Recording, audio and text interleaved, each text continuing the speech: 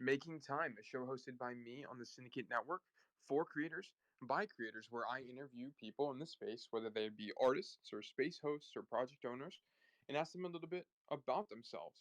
How they kind of got to where we are today. But if you're ready, I can go ahead and jump into it. Yeah, definitely. We could start now. All right, for sure, sounds good, man. So my first question for you, Hamster, is what got you into Web3? That's a good question. What got me into Web3 was that I was actually doing more of the traditional finance markets, which is like stocks, right?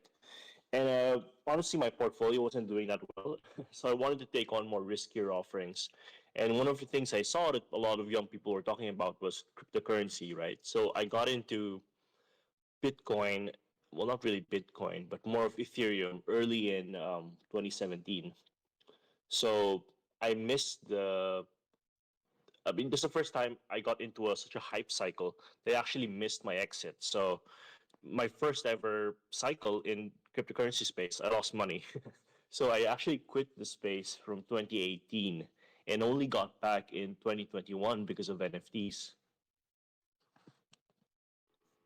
Yeah, so you came from a more kind of trading, you did stocks, and then you kind of discovered crypto as a way to kind of help your portfolio out, take a little bit more risk in an effort to hopefully make a little bit more money. And then you said you ended up coming back into the space after your kind of first journey through crypto. So I'm curious, what made you come back the second time? Well, a friend of mine was actually really into crypto, right? So I started talking to her, and she's the one who introduced me to the NFT space.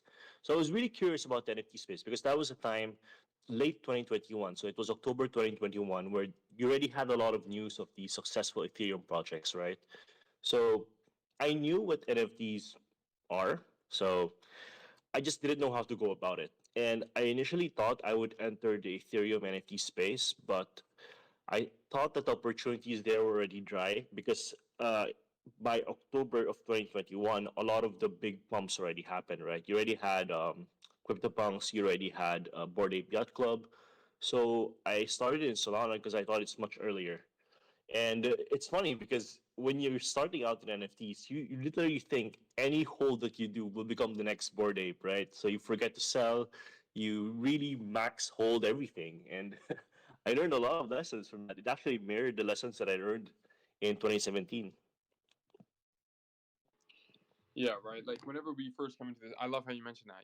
We do come in here, we think we're so much smarter than everyone else, and then we buy an NFT and hope it goes to Valhalla. We think it's going to be the next Bored Ape. And I've definitely done that my fair share of times. So I've ridden a handful of NFTs to zero. So I'm curious, as you kind of pick and choose these NFTs, and rode them to zero or rode them to the top and back down again, what communities do you think were the best to be a part of? That's a very good question. Uh, I would divide it into different categories, but my favorite community is definitely on one side is the free ones, right? So for the free community, these are communities that everyone can join in without having to buy an NFT. And for that, it has to be NFT Radar. So Lauren and Hot Sauce, they've done a great job curating a community that helps educate people into the space without having to buy an NFT. So for the other side, I would say for an NFT that you have to pay for, it's a toss up between Famous Foxes and SMB. Both are definitely really good projects, and they're both my pick for the top generative art blueprint. Well, yeah, the blue chips in the space. Yeah, they got some great community members for sure. Jericho, my co-founder, is a really big Fox fan, so he's definitely would agree with you there. And I've always wanted an SMB. It's always been kind of my Grail NFT. I do currently rep a Ute, but in the future maybe you'll catch me with Pixelated Monkey. We'll never know. So yeah, so I mean, it's awesome that you had these kind of experiences where you had a free community that you were able to be a part of and kind of learn more about the space. And you mentioned that was NFT Radar. So I'm curious, while you were in NFT Radar, what are kind of some of the best things you learned from that community? Since it is a public community, So there's a lot of newbies that come in. You actually learn more from the newbies and their experiences. In a way, their mistakes too. And the most important thing is to how to figure out what a rug is, right? So a lot of people back then, especially in 2021, couldn't tell what were rugs and what weren't rugs, and it was a big contention for NFT Radar to actually call out which projects were legitimate in the space and which were, just straight up rugs. We had a I remember we had some drama with like services that would call out rugs like rad rugs, I think. So because their services weren't doing their jobs right, they're supposed to call out rugs, but they weren't really doing anything. So I think that's the most important thing you have to learn as a newbie is to figure out which projects are legitimate to protect yourself from any drainers or to protect yourself from just hard drugs out of the bat. Yeah, for sure, right? And that's a symptom of the miseducation in this space, right? Like maybe you're a little bit naive, or maybe you think everyone has the best intentions, and then you click on the drainer, and then before you know it, thousands of dollars are gone, right? And that's where kind of environments like this that are free and this information that's not token gated can be immensely helpful in helping you stay active in the space, and not lose all your money and find the benefits or the positives of being engaged in blockchain and Web3. So I know one thing you are currently working on is your project Blockrons, and I think it's been awesome to kind of see this unfold. I'm curious to know, have you always been an artist, or is this something you've only really pursued recently? That is something that I just pursued recently. So for 1 year in this space, I've just been a trader. I've just been a DGen. What got me really into art was seeing all these you know, other, I would say influencers or small time influencers who were doing threads like I did. So I was more known for a guy who wrote a lot of threads in this space. And I noticed that a lot of them were starting to get into the 1-1 art space. So initially, I wanted to try my hand on that. But the one thing I was really scared of was coming out as a cash grabber, somebody who's just trying to profit massively from the space. So I wanted to find a way to make my creations unique. That was the important thing for me. I wouldn't launch anything unless I'm able to come up with something unique. And that's where I started researching on what you could do with pixel art, the history of pixel art on chain, the history of pixel art on Ethereum, and that's where I got the idea of trying to store pixel art on chain on Solana. Yeah, and I think that's really interesting, right? So you have been a thread writer in the past, right? That was kind of what you were known for, more or less, in the space. And then you kind of saw this opportunity, right, where other thread writers might be doing pixel art collections, and then you said, "Hey, why don't I try that?" And then you looked down and you looked further into the history, and then you found this kind of gap where you can maybe provide some value to the space, or try something new and kind of capitalize on that. So I'm curious, how many have you has this idea been the same since day one, or have you had to pivot it kind of as you've been figuring it out? Actually, yeah, I think this idea has been there on day one. So since I was researching CryptoPunks, I already knew that I wanted to try something on chain on Solana. But the difference was I thought about why hasn't anyone come up with this yet, right? It's actually pretty simple if you think about what it takes to put art on chain on Solana. It's very simple. Any developer could do it. But what I thought about was not only would you have to have the technical chops to put art on chain, but you would have to be an artist to even understand, what makes this work, right? And aside from being an artist and developer, you also need to be a marketer to be able to push this idea out and actually educate people in the space why it matters or how to prove that your art is on chain. And I think those three kind of segments, being an artist, a developer, and a thread writer, work together to be able to push this idea out. Yeah, and I think that's come together to make Blockrons, which is a project that's kind of uniquely you, right? And as you mentioned, there's kind of those three components you need to be able to do something like that. It's you have to be able to create the art, and you have to be able to put it on chain, so have the, as you mentioned, the technical chops to be able to do that, as well as have the capacity to market or advertise that. And that kind of came from your thread writing background. So have you always been a content creator of sorts, or I'm curious, what does your Web 2 background look like before you started doing anything in Web 3? Yeah, so I actually took up computer engineering in uni, which is why I have a little bit of programming background. But with Solana, with blockchain, it's so different from what I learned before. So I had to relearn all of this. But outside of that, I got into sales right after. So my background is more into sales of IT systems, traditional legacy retail systems like SAP. So these are ERP systems. And after that, I got into business on my own. I was doing retail, online retail. I was selling computer parts online. And after that, I got into Web3.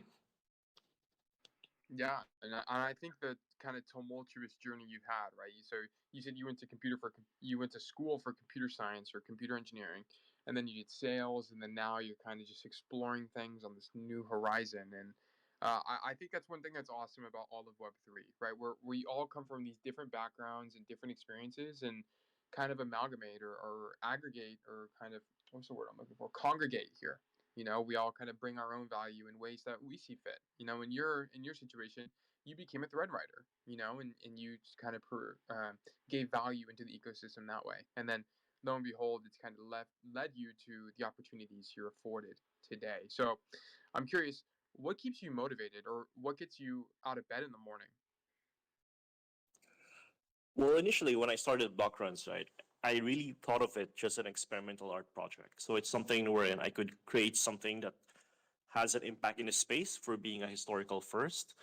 And I thought I would be selling these things for something like 10 to 20 sol, right? So I'd sell a bunch of them and that'll be it. But what really got me motivated to try something bigger was the first, bidders, the first auction winners, because they drove the price up so high. And that actually put me in a spot wherein I realized, this just can't be it. I have to do more. I have to provide more. Why? Because I was given the opportunity to. So because of the funds I got from the auction prices, which drove up to like 200 sol, right? Which is, very rare for somebody who's just launching something new in the one art space. I was really blessed because of that, but it also became my responsibility to deliver more into the space. And that is what's driving me. It's really to provide value to the people who believed in my project in the first place. Yeah, and it is a super unique opportunity, right? A lot of artists don't kind of aren't afforded the luxury of having their first auctions kind of going to the triple digits, let alone the double digits, So it is a super unique opportunity that's kind of presented to you, and it's awesome to hear that you're capitalizing on that, right? And you're wanting to make something out of that and kind of see where it takes you, because it's these journeys, these uh, kind of I don't know, I guess like different parts of your life where you're doing different things or always what kind of makes you grow and you learn more about that. So I'm curious, how would you say your life was different 1 year ago from today? I think it's actually pretty much the same because I was already in the Web3 space and a lot of what you do daily when you're here in the NFT spaces, you're checking out Twitter every day, you're checking out Discord. I'm basically on Discord 24/7. So if anyone wants to chat or to hit me up, I'm just always there. I'm checking up the same spaces I used to. So I'm always on, Radar. I'm always on Foxes. I'm always on SMB. I'm always on Champions. So these are the top communities that I usually hang out in, and they have really good discussion on what's going on. So if you are in the Web3 space, I think you can definitely fill your 24 hours with, all these tasks, all these errands of all these news that are coming up. So I think pretty much in terms of my day to day and what's going on, it's pretty much the same. The difference now is I actually have to spend a little bit of more time in running the project, right? So that entails drawing, doing the pixel art, and the other side of it is doing the collaborations with artists. Right. Yeah. And if you do work in Web 3, or like that's your job, I'm sure. Yeah. An opportunity like this won't change too much. Won't change your day to day too much, right? You say you wake up, you're networking with people, you're talking in communities, you're kind of a Discord dog, as they say, and then you're just working on your project. You put in the hours, you put in the work, you make the next set of pixel art, you put that on chain, and then you're doing these collaborations and so on and so forth. And I think it's a really interesting journey to start doing that, and it's always interesting to kind of go from someone that wasn't a project owner or wasn't an artist to someone that now has stakeholders, right? So I'm curious, how does it feel now that you have people that actually own your work and are kind of stakeholders in you as a person? That's a really good question. I think it helps for you to be in the space for a long time, right? To understand what people are looking for. One thing I notice is a lot of artists when they get into, or other project creators, I would say, when they get into the space, they start with a project right away. They did not experience what it's like to be a, degen mentor, to be a, project buyer, or what it's like to be a collector. I think it's very important for you to have that mentality of what the average person in the space is like, what they're looking for you to understand what kind of value you can actually bring back. Obviously, I would say this is like a two-edged sword, right? So for an artist, it might be better for you to come in pure without knowing anything from the space, just putting out what you think is art in the purest form. But if you're a project creator, it really helps to be in the space for a long time to understand how degens think. So you understand what they find valuable, you understand how they would value things. So one of the things that I was really interested in from the get-go was to have a piece, a collection piece that actually provides you with more pieces. So a good example of that is something like what Ledao is doing, wherein buying one of their NFTs give you access to shared ownership of all the art that they've bought before. So that's something that I found really interesting because it gives you a utility that also kind of works as a, how do I mention it, like a pinwheel. It enforces the thing that you're buying into, right? If you're buying into it for art, you get more art. So this was my main motivator in going into the utility side of Blockruns, wherein if you buy a Blockrun, you get access to all these collaboration drops from other artists. Yeah, and I think that's awesome, right? Finding different ways to return value to your stakeholders is a really definitely something that you couldn't do pretty normally on without blockchain, right? And I think it's something that's been normalized by generative collections, in the PFP scene and so on and so forth. How they kind of have this sense of utility that you bring back to your holders, and I think that's something that maybe artists could experiment with, right? I'm not saying every artist should, and maybe it's not always appropriate, but sometimes it might be, right? And I think that's something that's always worth exploring and maybe figuring it out if it's for you. And I love that you're kind of taking a dive there and trying to figure out what that might look like for you. So, as you've been coming in here, right, you built Blockrons as someone who wasn't traditionally an artist. And I think that's a really unique perspective. So I'm curious, what do you, after, now that you've launched your own collection on art and you're kind of furthering that, what do you think is the biggest misconception people have about art and what it means to kind of own your own art collection?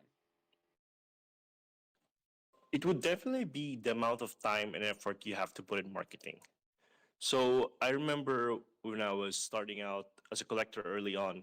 So one of the pieces I collected early was Zeno's work. So he was doing these banner art, right? So I was really into banner art, which is why for block runs I did a lot of banner art for the utility side.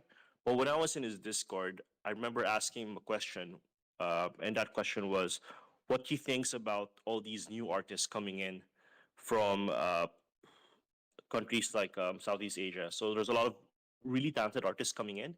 And what does he think as an artist who's already successful? And one of the important things he mentioned to me was, art in the NFT space, it's not just about skill. It's really it's also about marketing yourself, putting yourself in the right position, networking well to put your name out there. And one person who's done this very successfully is John Lay, right? So that is the model of, I would say, what it takes to become a really successful artist. And it's I would say it's really more of marketing, how you market your art, right? So there's a lot of great art out there, even in the space of what I'm doing, which is trying to be the first in something. There's a lot of firsts out there, but they never got anywhere because they didn't market it. And a good example of that is, which is one of my favorite examples, is the project called Stocktilers. So Stocktilers is the first project of any chain to do a human PFP, but they decided to rug, so it ended up going nowhere, right? So a good component of launching a project, whether it's art or generative, is marketing it. it's definitely you have to market your position in the space. You have to protect your position in the space. Right, and I agree with you. But this leads me into a question for you, which is, how do you think your sales background has helped you kind of get where you are today? It's definitely tied into my thread writing background. I would say both of them mold in together in order to be able to share something, which is to, I guess, paint a narrative, right? So sales is just about painting a narrative. So with block runs, I had to paint a narrative of why it's historically relevant for block runs to be the first, NFT on Solana to be on chain. That's one. The other part is I wanted to paint a narrative of block runs being here to stay, right? So part of that was actually building the idea of having all these collaborations. So when you come in as a new artist, aside from just the art, one thing that your investors are counting on is they want to invest in you as a person for you to grow as an artist, right? And if you think about it from that mentality, the number one thing that they're scared of is you disappearing. Because if you just suddenly disappeared, then their investment suddenly disappeared, right? And they're not able to grow with you as an artist. So in order to combat that, I wanted to find a way to kind of entrench myself in the space. And if you combine your idea with sales, how to entrench yourself in the space, it would definitely be collaborating with a lot of artists. So if you collaborate with as much artists as possible, you're able to entrench your position, your branding in the space more. And that is the what I got from combining my sales background. It's really applying sales strategies into the art space. Yeah, and I think a lot of what you're saying is analogous to the PFP scene, right?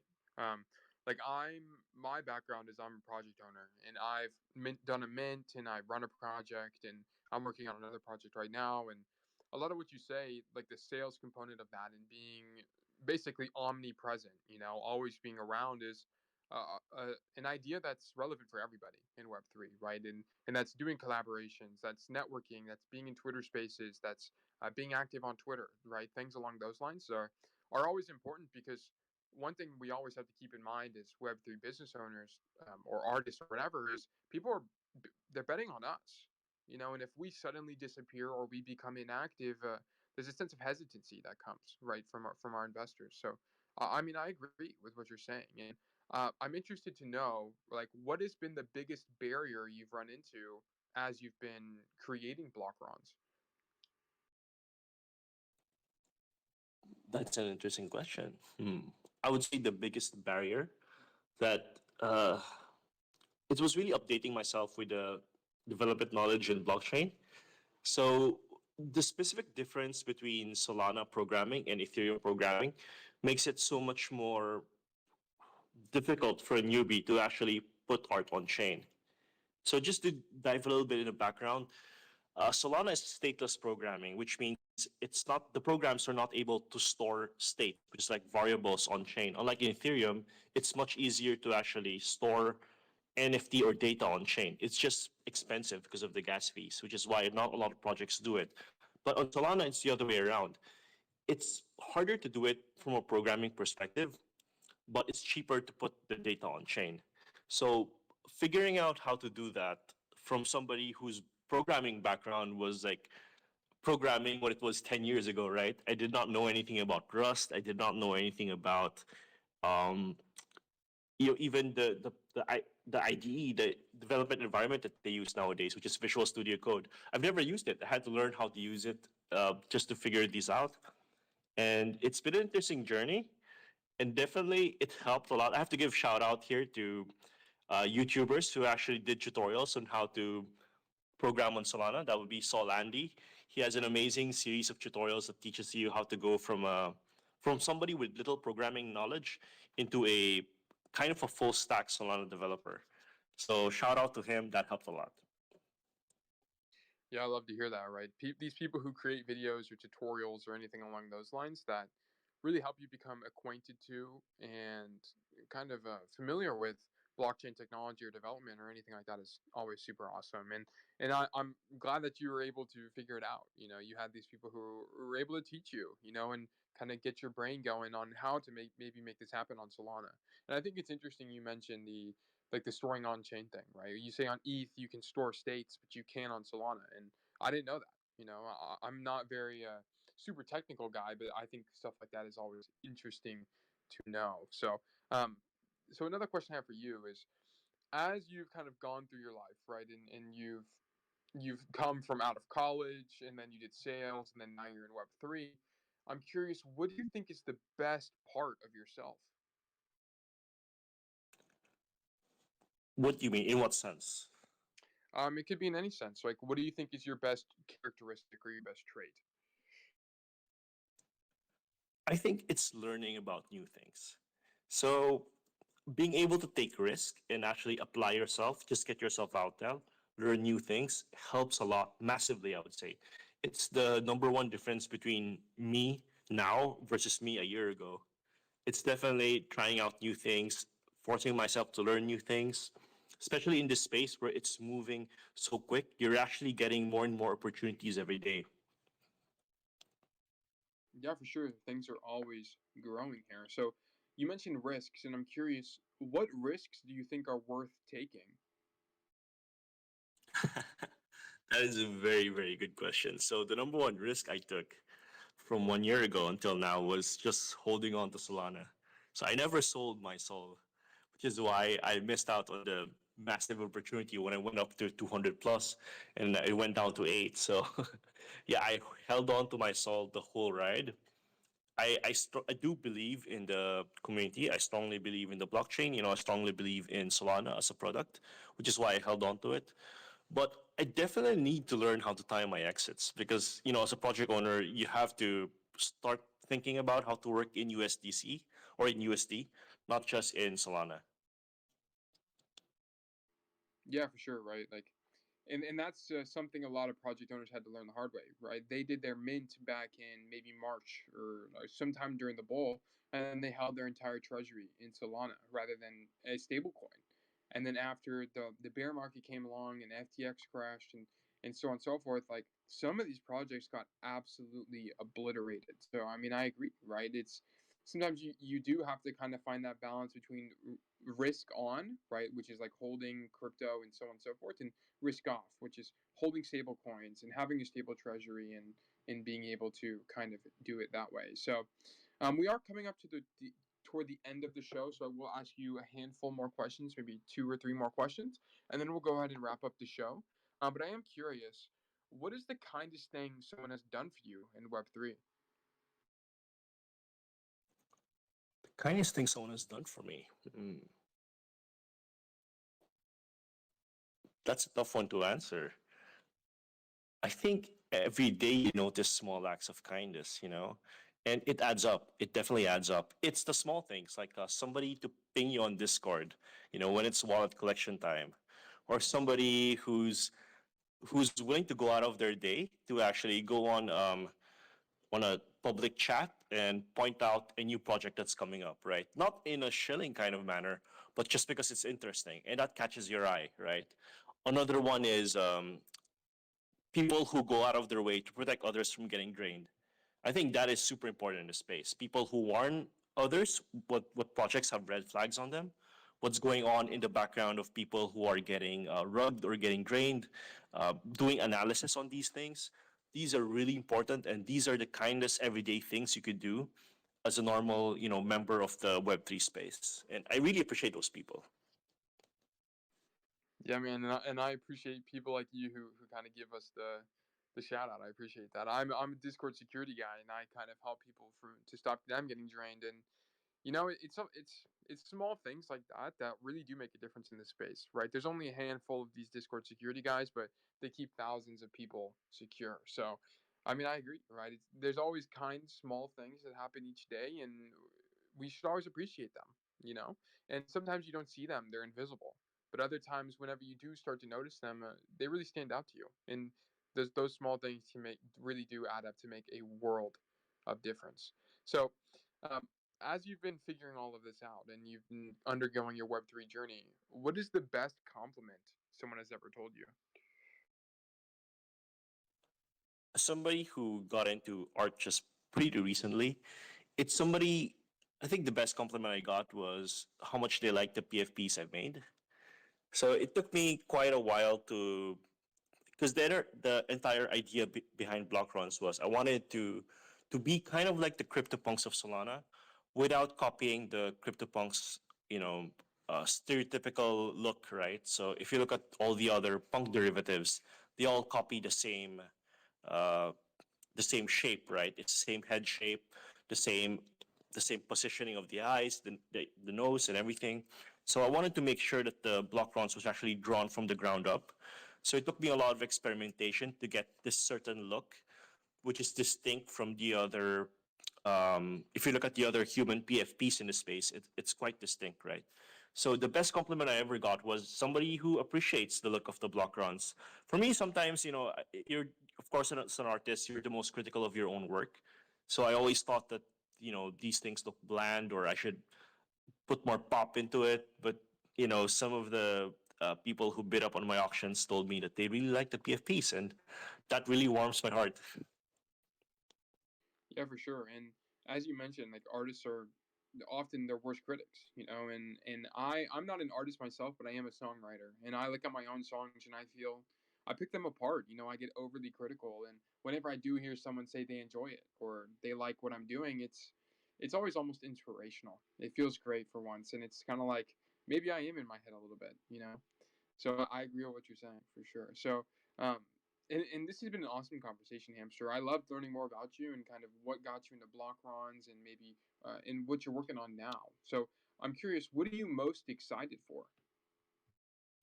It's definitely the rollout of the collaborations that I've been working on. So I've teased some of it, but I haven't really dropped it to holders.